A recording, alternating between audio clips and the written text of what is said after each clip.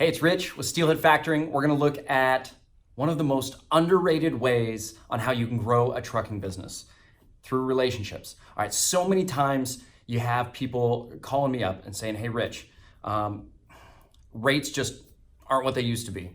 Truth, but don't use it as an excuse. All right, figure out how you're gonna maneuver in today's arena.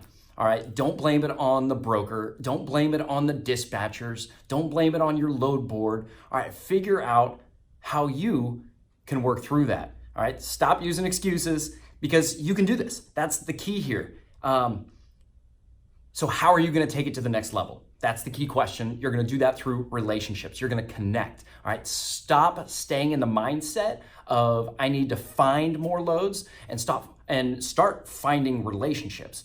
That's gonna be the key to the success here. Once you have the relationships in place, that's what's going to launch you into a better place so that you're not stuck in where you started. Whether that was 3 years ago when you started or you're up and launching today, figure out how you're gonna be in a different place 6 months from now.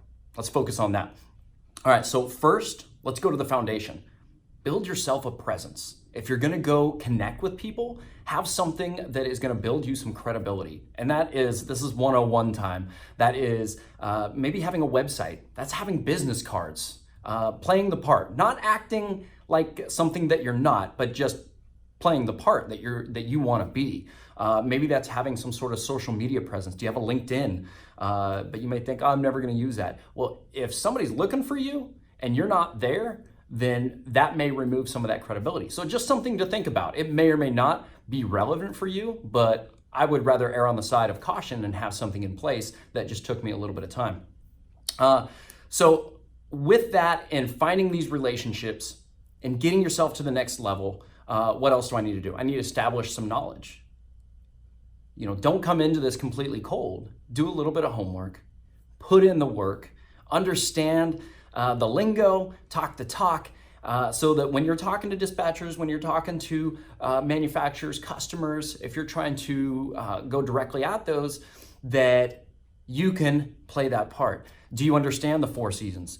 Do you understand what the quiet season is, what the produce season is, when the peak season is, the holiday season, what that means for you and you geographically? So put those all into place as your foundation, all right? So your presence, business cards, website, any of that might come into play. And then of course the knowledge, package that in as your starting place. Next, it's networking to find these direct contacts, all right? And stop relying on the same old broker. And you say, Rich, but he's paying me $170. I'm happy with that. You're not happy with it because everyone's complaining. So how are you going to find somebody who's going to pay you $190 a mile, $210 a mile? Think about those kinds of connections that you're going to have out there rather than sitting complacent with that one broker, with that one dispatcher. Spread it out a little bit. All right, go out there, have less of a concentration, and find 5 customers, 10 customers. Spread it out, and then out of all that, you can pick your top ones that then you can start doing more business with. And maybe those are your top 2, and then you go out and you add a few more, and then maybe you can find another top couple to add into the mix. And that's the key, is really just letting all that rise to the top and then removing the ones that aren't going to be as valuable for you. And by hauling for a variety, it's just going to be really advantageous for you and allowing you to be a little more picky with who you do business with when it comes to brokers and shippers. Next, I would say outline and define your key customer. Who do you want to work with? All right, what are they going to do for you? Is that a key company size? A size of a shipper you want to work with? Is that one that they pay a certain way? I mean, that's always going to be key on the list.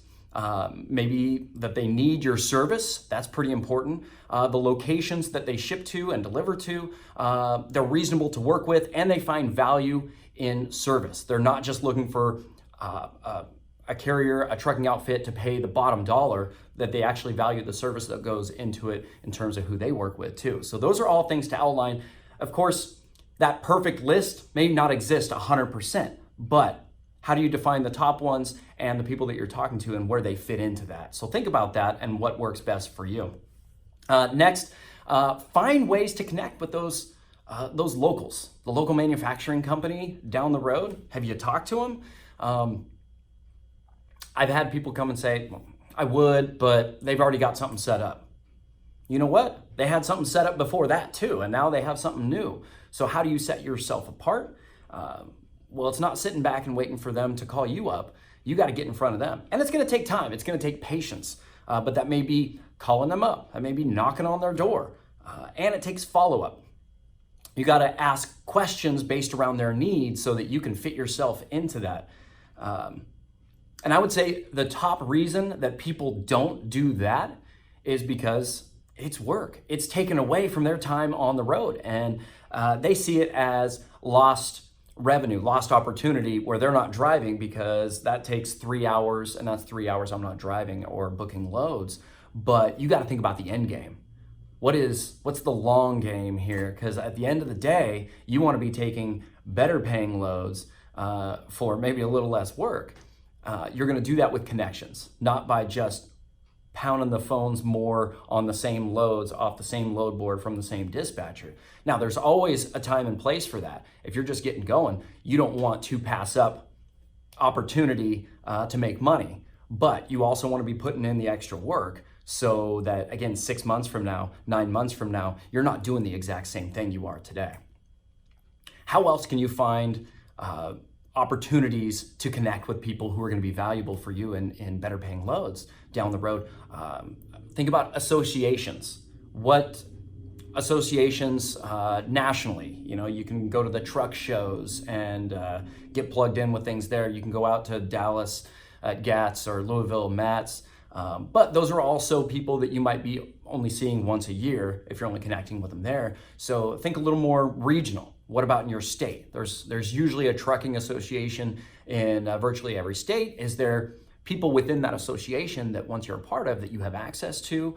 Are there other industry groups in your region, in your area that you can get connected with that maybe they have a database that you can start mingling with and networking with, and that's going to go a long ways. But again, you got to put in the work.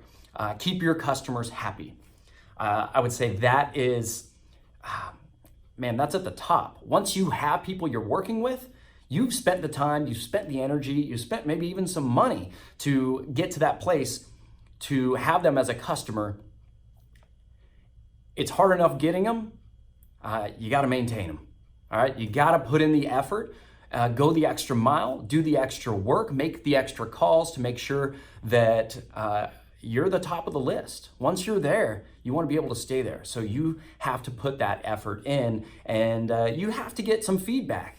Understand where you fall with them and make sure that if there is a mistake made, because we're all human, that you're finding a remedy to that and you're making them happy and doing that something extra so that you're still that first call that they make down the road. So those are a few things to think about in the most underrated way to get new business, to grow your trucking business. It's networking, it's relationships, it's connections, but you have to put in the work.